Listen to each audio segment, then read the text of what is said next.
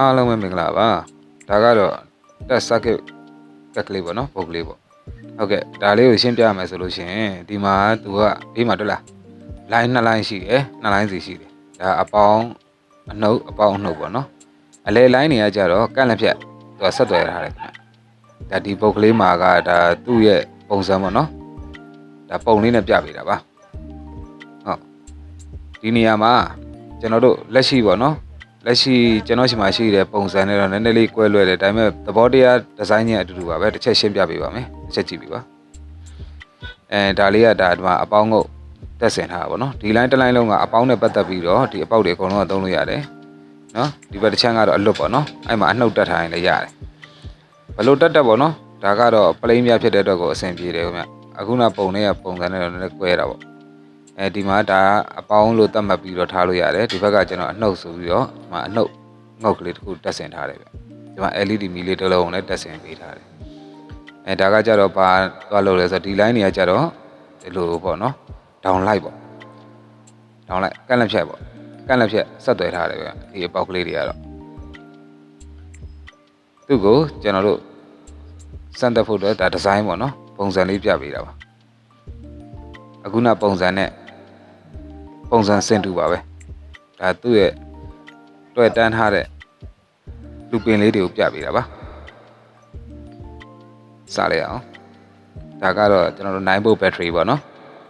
9 volt battery လေးတစ်လုံးကိုကျွန်တော်ဟိုဘက်တစ်ချက်မှာအနှုတ်တက်တယ်ဒီဘက်တစ်ချက်မှာကအပေါင်းတက်ဆင်ပေးထားပါတယ်ဒီ line တစ် line လုံးကဒါအပေါင်းပေါ့နော်ဒီ line တစ် line လုံးကတော့ဒါအနှုတ်သုံးလို့ရပါတယ်အဲ့ဒီမှာမှကျွန်တော်တို့ဒါကတော့ transistor ပေါ့နော်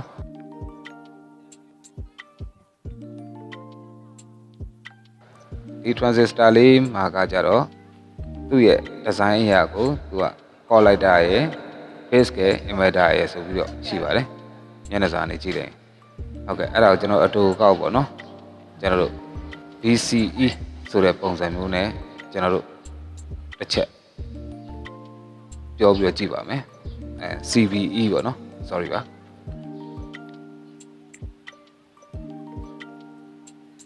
ဟုတ်ကဲ့ဒါကို CVE လို့သတ်မှတ်ပါမယ်ဒီ CVE သုံးငုံနဲ့ transistor လေးကိုကျွန်တော်တို့ငုတ်သုံးငုံမှာပေါ့နော်ခြားပြီးစိုက်ထားလိုက်ပါဒါကတော့ LDR ပါ LDR ရဲ့သဘောတရားကကြတော့သူကငုတ်နှစ်ငုတ်ကိုအလင်းအောင်ရရှိတဲ့အချိန်ကြာလို့ရှိရင်သူကဆက်သွယ်ပေးလိုက်တယ်ပေါ့နော်လက်ရှော့ပုံစံမျိုးပေါ့ဆက်သွယ်ပေးလိုက်တယ်ပစ္စည်းအမျိုးအစားလေးပဲဖြစ်ပါတယ်အဲ့လိုပေါ့နော်ဟုတ်ကဲ့ဒီနေရာမှာကျွန်တော် CVE ဖြစ်တဲ့အတွက်ကိုကျွန်တော်တို့ area လေးကို B နဲ့ E ပေါ့နော် base နဲ့ inverter ပေါ့အဲ့နှစ်ဆမှာ present တက်ဆင်လိုက်ပါပဲဒါတကယ်ကိုလွယ်ကူရိုးရှင်းနဲ့အလင်းအောင်ပေးရင်မီးပြန်ပြီးတော့လင်းထုတ်ပေးတဲ့စနစ်ကလေးပါထို့နောက်ကျွန်တော် LED ရဲ့အနှုတ်ငုတ်ပေါ့နော်အနှုတ်ငုတ်ကလေးနဲ့ကျွန်တော်တို့ဒီဘက်က transistor နဲ့ကိုသွယ်တန်းတက်ဆင်တဲ့ကြိုးလေးကိုတက်မှာဖြစ်ပါတယ်ဒီကြိုးလေးကိုတော့ကျွန်တော်တို့ C ပေါ့နော် collector အစအဲ့မှာ LED ရဲ့ကလေးကိုကျွန်တော်တို့တက်ဆင်ပါတယ်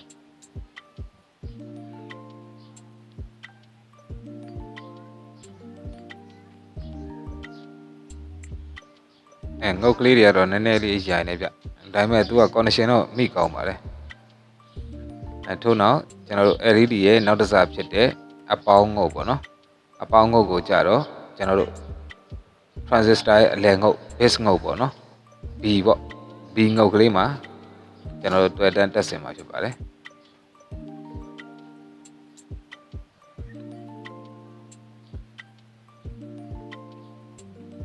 ဒါရှင်းရှင်းလင်းလင်းကြည့်လို့မြင်လို့ရအောင်လို့ကျွန်တော်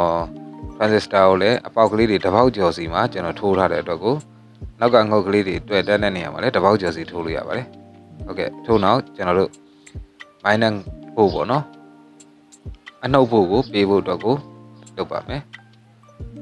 ဒါကတော့ transistor ရဲ့ E လို့ခေါ်တယ် emitter ပေါ့နော် emitter လို့ခေါ်တယ် E အစပေါ့နော်ဟုတ်အဲ့ဒီမှာအနှုတ်ငုတ်ကလေးကိုတွေ့တန်းတက်ဆင်ပါမယ်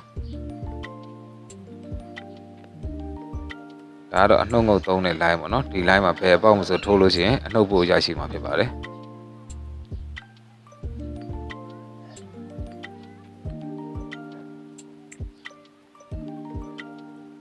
ဒီတက် circuit card လေးရဆိုလို့ရှိရင်တော့ပွဲမဝင်ခင်အပြင်အကျင်းပါဆိုတဲ့ပုံစံမျိုးလေးပေါ့နော်အသုံးပြုလို့အရင်အဆင်ပြေပါတယ်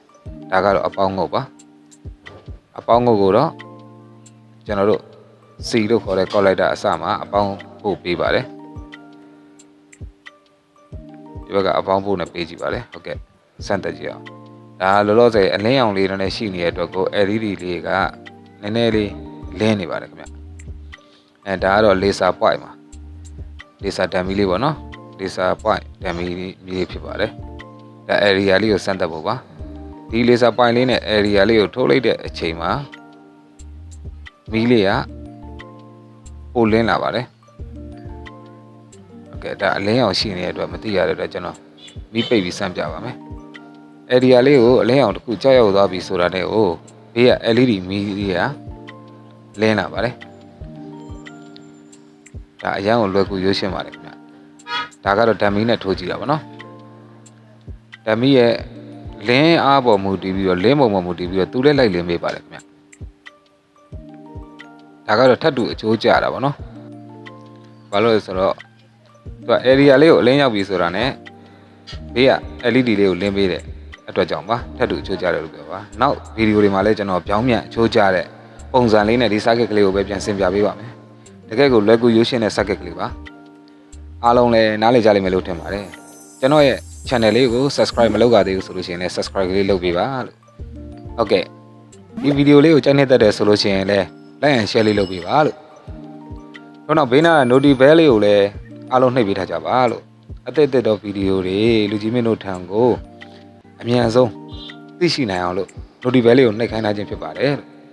ဟုတ်ကဲ့ပါအားလုံးမင်္ဂလာရှိသောနေ့လေးဖြစ်ပါစေလို့